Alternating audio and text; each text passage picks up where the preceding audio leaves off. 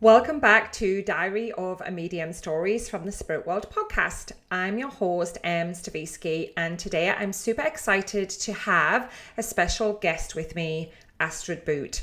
Now, let me tell you a little bit about Astrid. She is a spiritual healer and teacher with over 20 years experience, and she describes her work as that of a spiritual detective.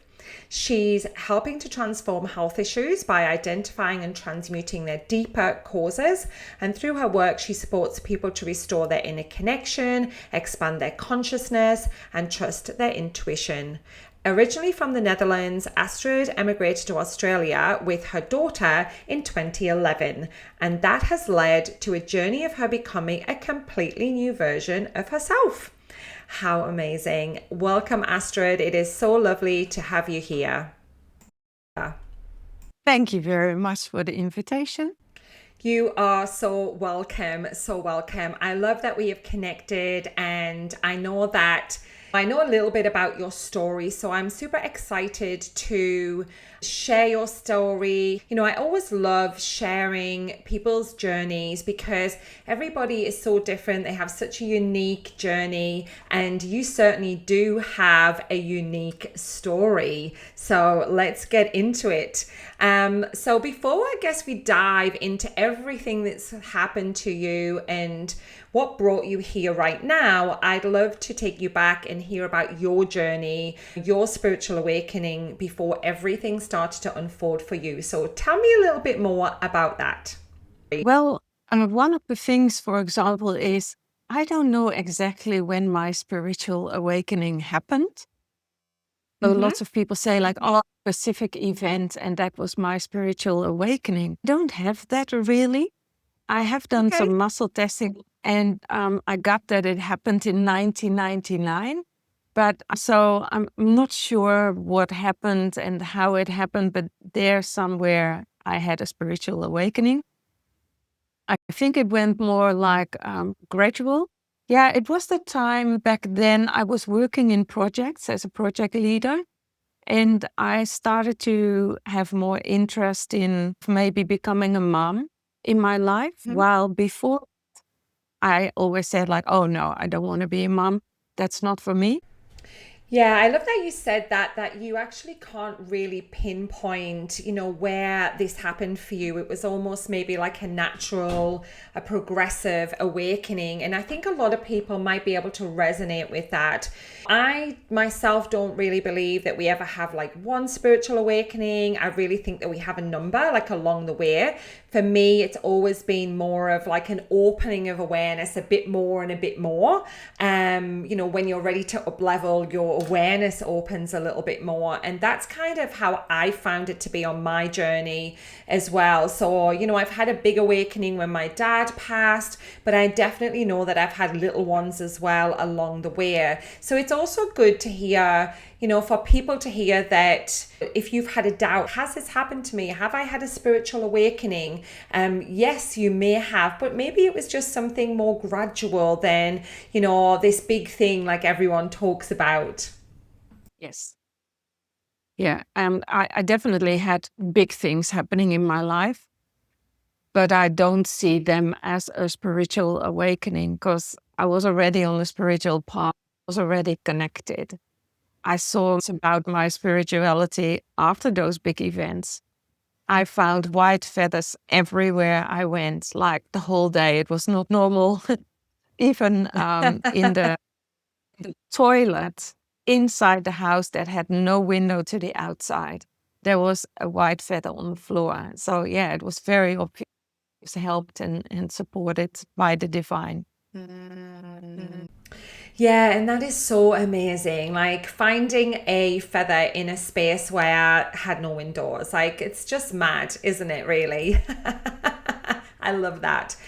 And you mentioned you started doing your hypnotherapy training, and during that training you started to have all of these realizations and noticing of patterns and things that come up, and especially around the fact that you didn't have any energetic boundaries, like you were really open. And we talk a lot in the spiritual space about boundaries, energetics, and that kind of thing. So tell me a little bit more about what happened when you did start that training. That was an interesting day. We did an exercise with the teacher, and someone, a fellow student, had to stand at the room, walk toward you, and with your eyes open, and you had to say stop when you felt the person walked into your aura. And I didn't feel it. So the person was literally sitting here, and I hadn't said. And so the teacher said, like, why didn't you say stop? Well, at stop when I felt it. I didn't feel it, so I haven't said stop. And I felt kind of did it wrong because of, the feeling of the fellow students and the teacher. And I thought, I've done something wrong, but I don't know what. I did exactly what she said. Anyway, she said, let's do it again. And let's close your eyes and see what happens. And again, it happened. So she said, open your eyes. And the person was literally standing here, almost touching my nose. And I was like, whoa. Wow. And she said, didn't you feel it? I said, no. And then I went home that day with that feeling and believed, like, oh my God, I don't feel boundaries. This is something really bad. I don't have boundaries. And that's how my journey and interest started. Like, how do I create boundaries? How the heck do you feel boundaries? What do you need to do to feel it? And so, that took me from that moment on, just like consciously feeling and starting to opening my feeling, like, is this an energy that I feel? Is this a boundary? Is this my boundary? Where does it feel right? Where doesn't it feel right? But after 3.5 years in that education, it was going up 2 levels on a stair. Noticed that pretty soon after that exercise, that when someone was walking too close behind me, that I was like, hey, can you wait a step before you follow me? So I started to notice when we're in my auric field. Yeah, this is super interesting. Actually, I had a session with a client the day before yesterday, and this was one of the big things that came up that we were talking about actually is, our boundaries in our auric field, because when our auric field is like really, really, really wide open, we're walking around, we're picking up other people's energies. We don't know what, our own energy is, and it all kind of get mixed in together. And, I was certainly like that at the beginning of my journey. Like, my energy field was so wide, so open. I would receive information for people like along the way, like in the coffee shop, getting a massage, all those sort of things. And I was having lots of experiences, and that was mainly because I didn't understand how to work with my energetic boundaries. Like, I didn't have a clue at all. And I find this happens to a lot of people, and then it can get like really overwhelming, right? So people can start to isolate, they stop going out because they're just picking up too much. It becomes too much for them. So it's like energetic boundaries is like super important. Yes. Well, after my daughter was born, I started to become aware of the following. When my mother came to my house and she was feeling down, and I was feeling just happy and fine. And then we talked, and an hour later she left, and she felt really good and fine and happy, and I felt down. And that started to annoy me also, because I came aware of that, and I was like, how does this happen? It's even happening. And so in the end, I've ended the contact with my for a year to really go inside and find out, like, what is my boundary with my mom? Why do I allow this energy exchange to happen without kind of conscious consent? And after that year, I contacted her again, And then I felt I could stay in my own power, in my own energy, changing my field. So that was a big Yeah. improvement also. Yeah, definitely. I could understand that as well. And I suppose I'd love to ask you for our listeners, because I'm pretty sure that a lot of people can resonate with this, right? A parent, a family member, someone who you come into contact with all the time that almost, you know, they leave feeling energized and you feel like you've just had the life sucked out of you. Pretty much we all know someone, I think, in our vortex who is a little bit like that. What kind of thing did you work on for yourself to understand your own boundaries more? Hey, that's a really good question. I can't pinpoint exactly what that was, to be honest. It just was an awareness and just constantly asking in my head after a situation, like, hey, did that person come into my boundary? What did I feel? Where did I feel good and where did it change? So more like that.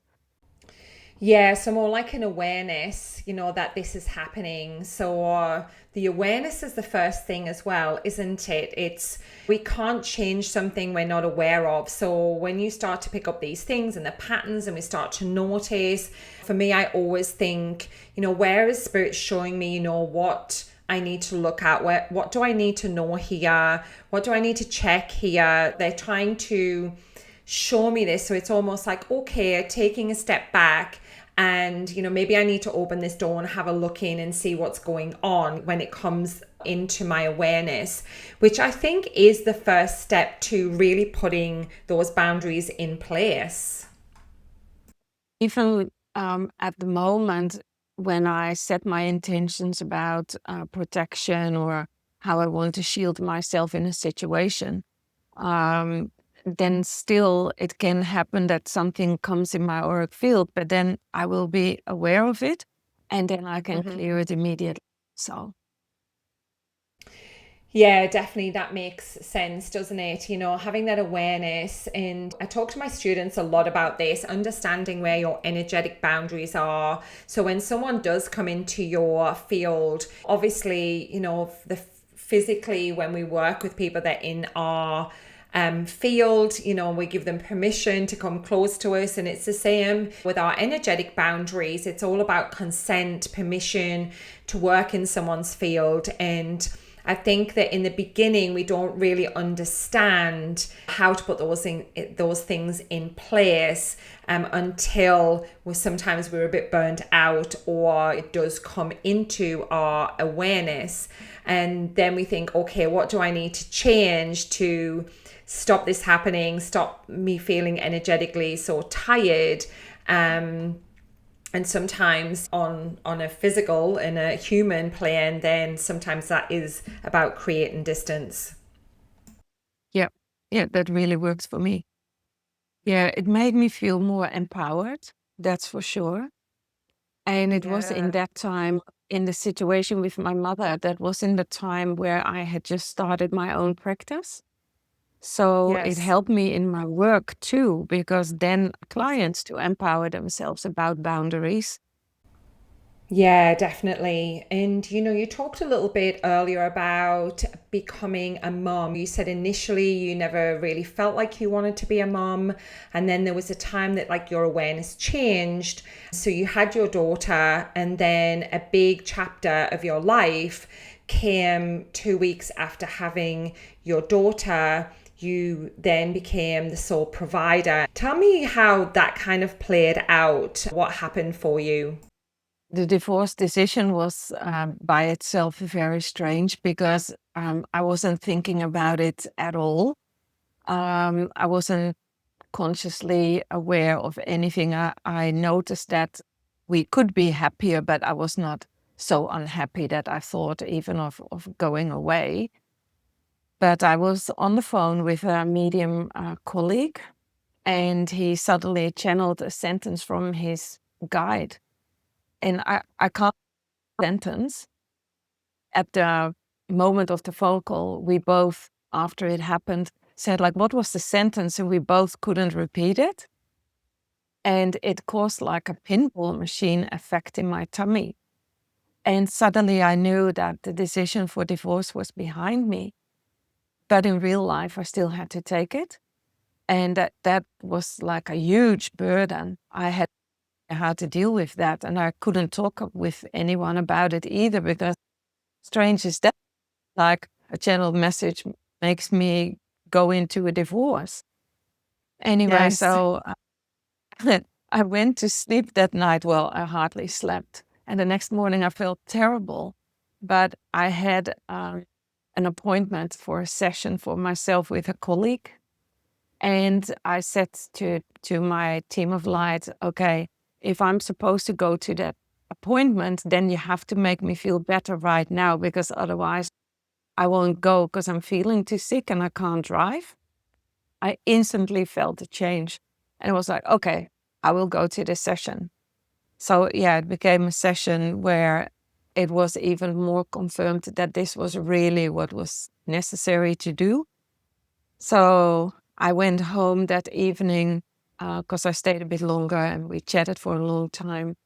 I went home and from that moment on, I think lots of things changed. Also mentally, I have, of course, like beliefs that I'm still releasing from that time. Yes.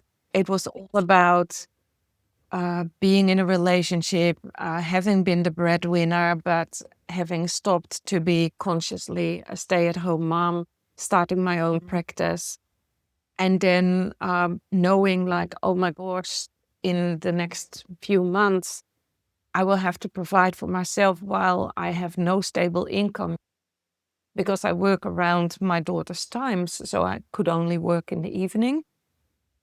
And I Yes. was tired also. And I had no idea how to get a house. I had not like a financial situation that you can even buy something, or even renting was, I was like, how am I going to afford all that? Anyway, it all worked as it always does with me, but always a bit at the last moment. So it was about days before the house was officially um, taken over by the new owners. 10 days before that, I got the key of a, in that case, social housing commission apartment. Very good place. So we did renovations in a week time, and we moved in, and we did even more with the renovation than we thought was possible.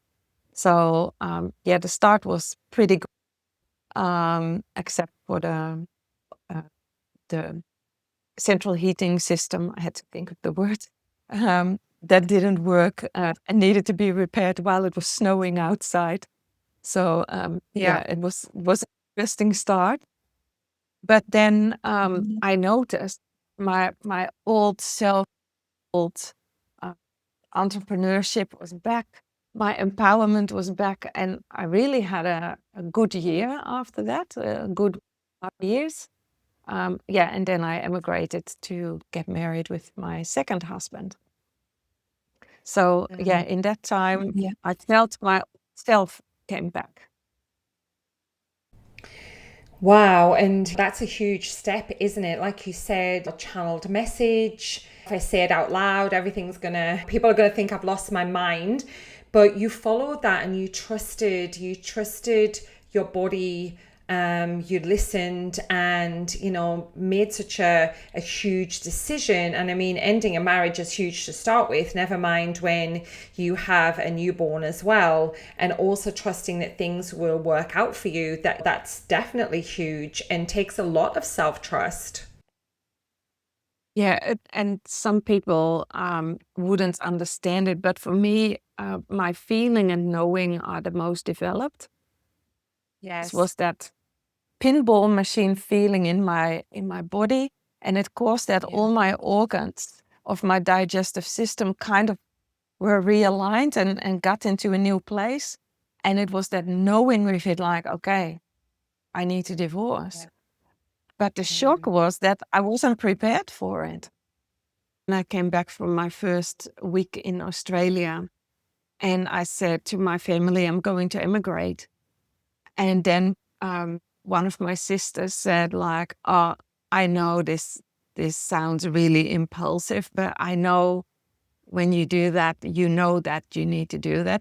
And I said, "Yeah, it's not impulsive. I just Yeah. know that this path."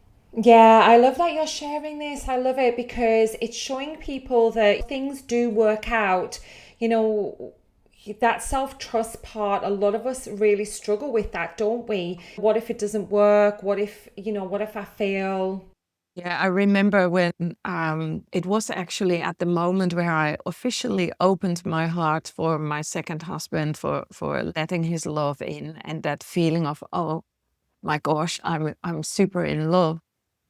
When I did that moment that my heart opened, I instantly got the information coming down, the knowing like you're going to emigrate with your daughter, you will be fine, you will love it. And I was like, okay, this is a bit much in 1 second, like emigration to Australia. Yeah, of course, sure.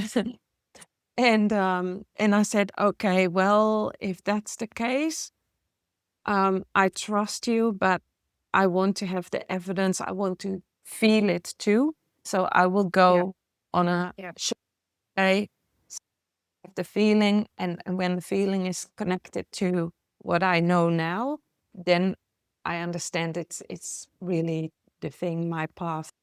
So yeah, I went, and I remember cycling, circling around, above Sydney. And I just got that sentence in my head like, this is home, you're home. And I was like, been in Australia. How can this be home? And same when I came into the unit of my husband, like my place in Holland was way nicer than his. And still was that sentence like, this is home. And yeah, it was because it was with him. And I was like, okay, yeah, I'm convinced I need to be here. I can share something about that process too, because with the visa papers, you have to set like a day when you want to get married. So we had put that on 11/11/11. And it was August, and there still was no form of contact from the embassy. And so I started, but it's also like trying to figure out, if I call now, am I going to make it worse? And am I going to end up at the bottom of the pile? So in the Yes. end, I decided to call. And there was someone on my case. They had just started. So there started to be some contact and email exchanges. And then 2 weeks later, I was like not hearing anything anymore. So I called again. And then I get this message to hear like, oh yeah, she is on long leave for half a year. And I was like, what? But my wedding date is 11/11/11. How is this going to work out? And the lady was like, oh, all right. And I said, so who has taken over? And she said, well, no one actually. I said, I'm really concerned now. I want to get married on that date. That is a special. What happened now? And she said, well, it's actually good that you called. Let me figure something out. Then I get a call within a couple of days of a new lady. And I swear she was like put there by the universe. And she made it work. And she took action. And she told us what other documents she needed.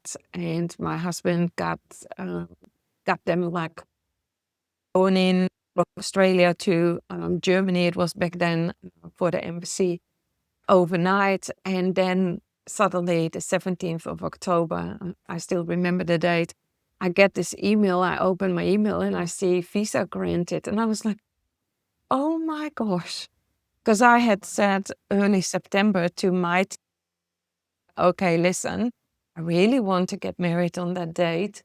And I definitely don't want to get married with a jet lag in my body. So to be there a week on forehand. Yes. So I'm going to take all the actions now to prepare myself for traveling somewhere early November, end of October. And that's all I can do. You have to do the rest. So I already had scheduled in a container for my stuff, for my furniture. And that was the end of October. And I had arranged with them that when my visa wouldn't be in time, I could postpone or cancel without costs. I mean, how crazy is that? Yeah. And it was exactly that date that was planned that the container went with my stuff. So it all worked out, and it was exactly 1 week before I got married that we moved, that we emigrated. Oh, what an amazing story. Oh, wow. And I love that you said that, that person was put there, like you trusted, like if you hadn't made the call, if you hadn't, had that intuition or download or awareness, whatever we want to call it, that I need to do something, I need to take action, I need to make the call. It's those little nudges, those things, isn't it, that comes into our awareness, and it's showing us like you need to take some action, you need to look, you need to listen. And I just love that worked out for you, in time for your wedding as well. And then I guess fast forwarding for you, then you had some enormous changes. You obviously came over, you left your life in the Netherlands, your family, and you came to Australia with your daughter. You got married, but then you actually lost your husband and you were left to raise your daughter, without your family nearby. And this, you shared with me, this brought up a lot of things for you, situations that was triggering, things that happened that kind of took you almost down this downward spiral path. And I'd love you to, if you feel that you want to share, I'd love you to kind of let our listeners know what happened next in your journey.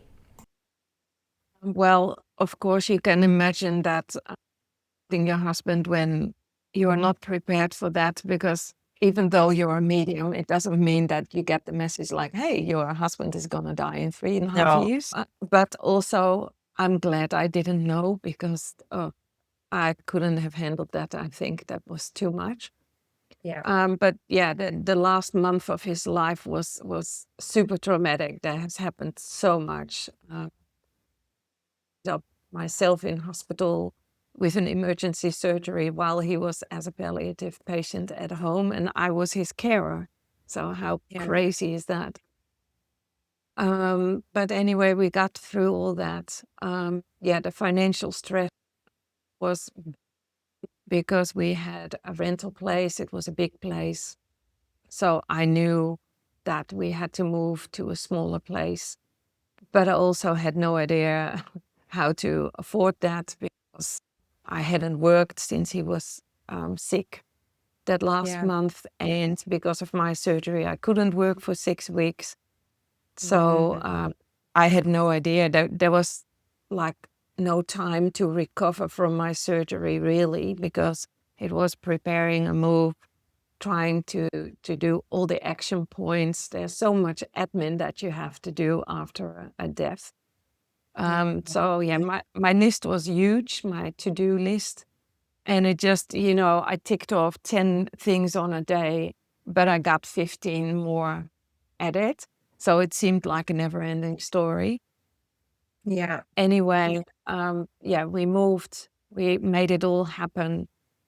We stayed in the area so my daughter could continue staying at the same school, because that's what I wanted for her, to have that stability.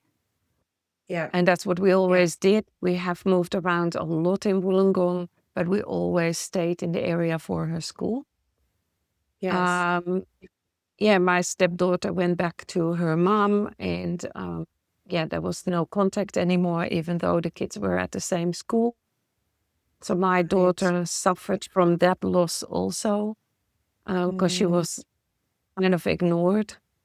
That was heartbreaking. And I explained to my daughter, it has nothing to do with you. It's not personal for you. It has to do with me. And it was hard, because half a year after his passing, I became really sick. And Yeah. the first that I became sick, I was like, hello, is this what you had, Jan? That's his name. Is this what you experience? Am I now experiencing that I have all the effects that you had in your body? And what you had is, am I supposed to feel that? Have I taken it on? I had no idea what was happening. Yeah. But it was my body coping. It was finally, after that half year, it was a bit like a relaxed time for me. Like, okay, you're settled now in another house. You can relax now. And I was like, okay, new year, new start. I'm excited. Let's make it a good year. And then bang, I got sick. Bang. Yeah. Yeah, it's interesting, isn't it? Like a lot of people talk about that. Sometimes people refer to things like a dark night of the soul, where you just sort of go down this void and everything around you, you've been in survival mode for like so long, the whole time that the 6 months after that, you feel like it's going to get better, and then all of a sudden your body just shuts down for a period of time. And I've heard of people going through that kind of thing with the trauma and the tragedy and having to navigate all of that stuff yourself as well. The loss, not having your family around you as well, and you just realize that you're just holding so much, and you're just surviving, getting through the days. Yeah, definitely. Many times I remember a year after my husband had passed that I was sitting with myself and just, I'm missing something. I'm missing like creativity in my life. And I was like, what can I do to change that again? What is it that would fulfill me with that? Yeah, I picked up singing lessons and private dancing lessons just to get Yes, me back on track. And that was so good. I love that. I love that. Yeah, And that was really what I was missing. Yeah, I actually love that you just said, I sat with myself and I realized that something was missing. Sometimes it sounds like a funny terminology. Like I always say to my students, just find some time to like sit with yourself. You don't have to necessarily sit with your guides or meditate or do anything. It's just actually going inwards, that inner wisdom. I love that you did that and you came up with the fact that you needed some more creativity in your life to sort of get you back on track. And that's just so beautiful. And also, singing is the throat chakra. So that helps 100. to get that again and clear that. And also with Mm. the breath work with the singing, because you have to support your breath. And the dancing was like moving your body, even though it was hurting and I had been very sick. It was really good to do. The somatic practice. I feel like I want to move my body. That Yeah. somatic practice of just like moving, isn't it? Like allowing the body. Yeah, like a somatic practice, like just moving the body. It just makes me, even talking about it, makes me feel like I want to move my body. It's allowing that release through the movement, isn't it? And like you said, we're all too busy, ticking things off the boxes and making sure we're not forgetting anything. And sometimes we're just missing that connection. Back to ourselves, like our inner, often for me, it's like that inner child, like the play. I forget to go outside and have fun and, let that child out in me as well. So sometimes I'm too in that serious zone. And I forget to bring in those fun elements sometimes. So it's a good reminder. Yeah, that's it. That's so important. And I also did a lot of painting by numbers. I loved it. Yeah. Wow. That was just meditative. I did it in the evenings, mostly in the winter time when it's dark. And after dinner, I could just sit there 3 hours doing painting.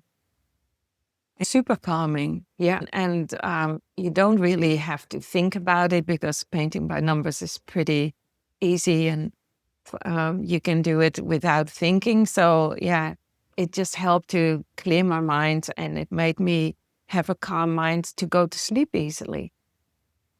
Because as you can imagine, after that time that I got sick, half a year after my hubby passed, I had like panic attacks in the middle of the night. I hardly slept anymore. I was still seeing clients, but I couldn't sleep because of that survival mode continuously turned on. Yes, so in the end, I had everything like anemia, lack of iron, everything. Mm. Yeah, definitely. So, I guess your advice to people is find something that you're missing, whether that's something creative or something that can quieten your busy mind or your nervous system that's not too taxing. Body movement, especially as well. We store a lot of emotions in the body as well. So, definitely moving and things like that really do help.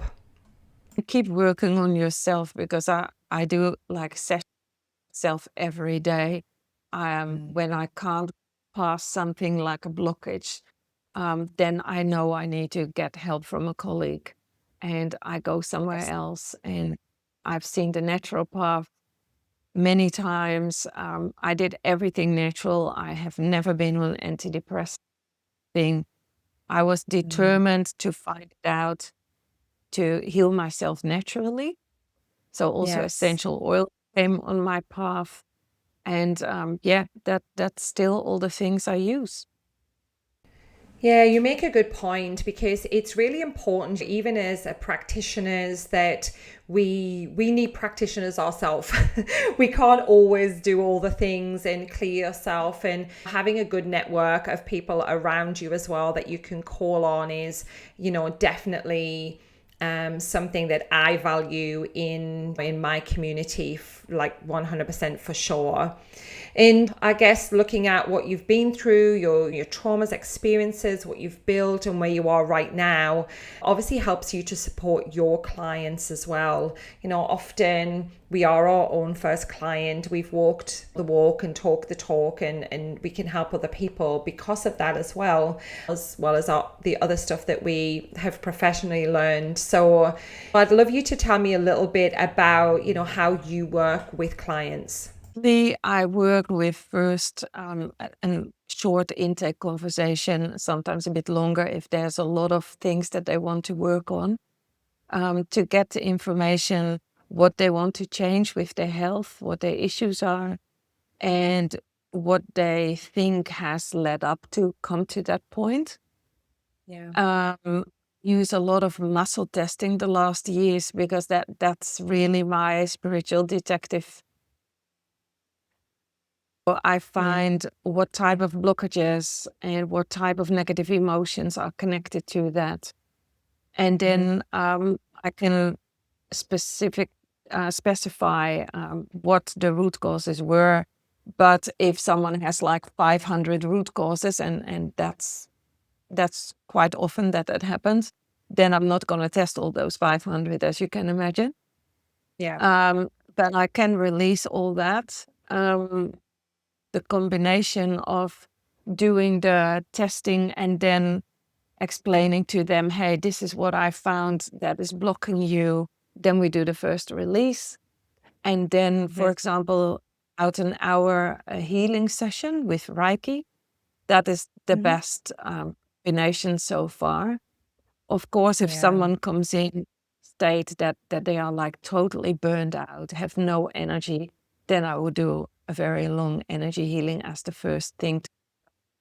You need to start having some energy. With everything I've experienced myself with health issues, I'm very interested also in helping people with transforming deficiencies. And I've discovered through my own body that when you have a food intolerance, it's often connected to a deficiency in vitamins or minerals, often cause emotions. So when you release those emotions with the root causes, then that transforms also. So that's part of what I also think it's super interesting to work on. Yeah, I definitely totally believe that everything is connected. When we're experiencing stuff, it's like dis-ease in the body, and I love that you work with people in a personalized way to meet them where they're at, adapting the sessions to what they need and customizing how you work with them. And if anyone wants to connect with Astrid, I will put her details in the show notes of where you can find her and connect with her. And, do you work online and in person, Astrid? Do both. And I can even work with people without seeing them. So if someone has like a little child that needs help just with a name and a date of birth, I can do all the muscle testing and I can do the releases on distance, send the healing on distance. I don't even need to have the contact. So it's really helpful in any way, and it doesn't matter where in the world you live. Amazing. Well, thank you so much for your chat today. The time has just gone so quickly. But thank you so much for coming on and sharing your story, and also just being so vulnerable, sharing intimate parts of, the things that you have gone through. And I'm sure that lots of my listeners will resonate with your story and see their own journey as well in you, where you are now, and helping other people, which I think is absolutely amazing. So thank you so much for your time today. Very much. It was my pleasure. And I hope that people now know that whatever you go through, you can always overcome it and heal yourself. And I'm the walking example of that. So never give up. Know that there is somewhere out there who can help you if you can't do it yourself. Yeah, beautiful. Thank you, Astrid. I appreciate you, and it was so lovely to connect. And I will say bye for now, and I'll see you next time. Bye. Okay, bye. Thank you so much for tuning in to Diary of a Medium, Stories from the Spirit World. If something in today's episode has sparked something within you and you are curious about your own spiritual gifts, then check out my website on how I can support you. If you have your own story to share, then please reach out. I'd love to hear from you. If you want to support me, you can subscribe, leave a review, or simply share this with a friend. So until next time, trust yourself, trust spirit, and keep listening to the whispers from the universe. Bye for now.